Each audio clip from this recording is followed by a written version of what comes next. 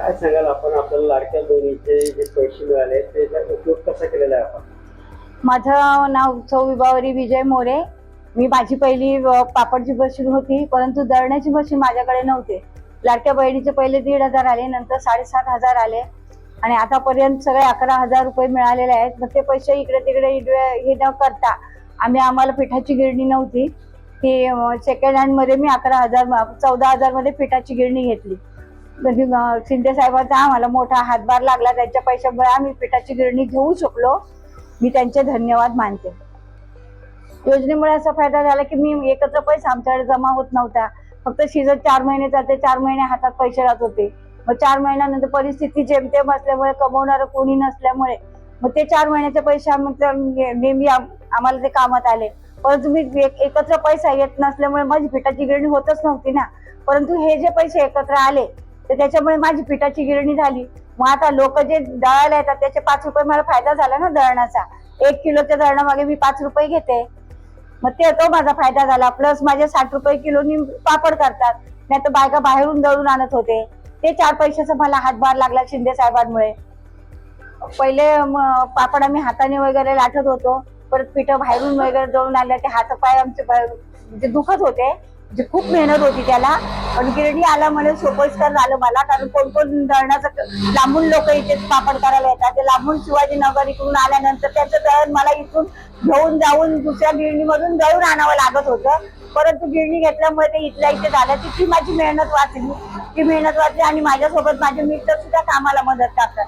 मग आम्ही दोघं मिळून हा व्यवसाय चालवतो. लाडक्या बहिणीमुळे आम्हाला जो फायदा झालेला आहे, ते आमच्या संसाराला त्याचा हातभार लागला. ते पैसे का आम्ही इकडे तिकडे न करता आम्ही आमचा संसार सुरळीत करू लागलो. आणि लाडक्या बहिणीमुळे ज्या महिला काही करू शकत नव्हत्या बिचाऱ्या, तर त्यांना काही कोणी वडापावची गाडी टाकली, कोणी कशाची गाड्या टाकल्या, असं करून आम्हाला त्याचा भयंकर हातभार झाला. आम्ही शिंदे साहेबांचे उपकार आजन्म तरी विसरू शकत नाही. असे मुख्यमंत्री पुन्हा व्हावे ही आमची इच्छा. पण आम्ही त्यांना उपमुख्यमंत्री मानतच नाही. ते आमचे मुख्यमंत्रीच आहे आणि तो आमचा लाडका भाऊच आहे सगळ्यात मोठा. विजय बापू मोरे. आमचा 2 वर्षापूर्वी हे हाताने पापड लाटत होते, 2 वर्षापूर्वीची गोष्ट. मग नंतर आमच्या मुलीकडे म्हणजे तिच्या भावाच्या मुलीकडे पैशाची मागणी करून तिच्याकडून पैसे चोरे घेऊन मशीन टाकून दिली. कारण हात निश्चित पीठ मळून तिचे हात दुखायचे. तर म्हटलं बा काहीतरी आपण नवीन उद्योग करू म्हणून म्हटलं पापड मशीन घेतली. पापड मशीन घेतली, तिला मदत करणं नेहमीच आपलंच काम होतं. कारण काय जेंट्सची गरज असते पीठ मळून त्यांना बाहेर काढून देणं.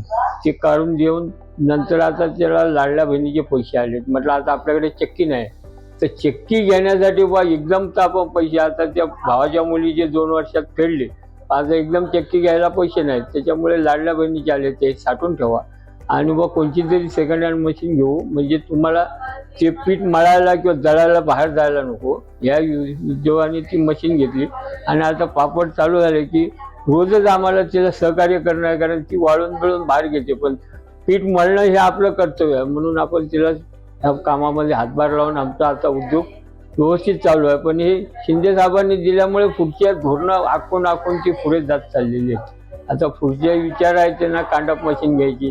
आता बघू कुठले तरी हे होऊन कांडप मशीन काढून द्यायची आहे त्यांना. त्याच्यासाठी लाडक्या बहिणीबद्दल काय वाटतं आपल्याला? लाडक्या बहिणी लेडीजला चांगल्याच म्हणजे चांगल्या सोयी झाल्या, किंवा तिला धंदा करणाऱ्यांना चांगल्या सोयी आहेत. कारण आपल्याकडे एकत्र पैसे येत नाही, पण ते पैसे आले की कुठेतरी मार्गी लावण्यासाठी एकदम आलेल्या पैशाचा काहीतरी उपयोग होऊन ते पूर्ण कामाला घेण्यासाठी जी सर्व्हिस झाली ती चांगली झाली.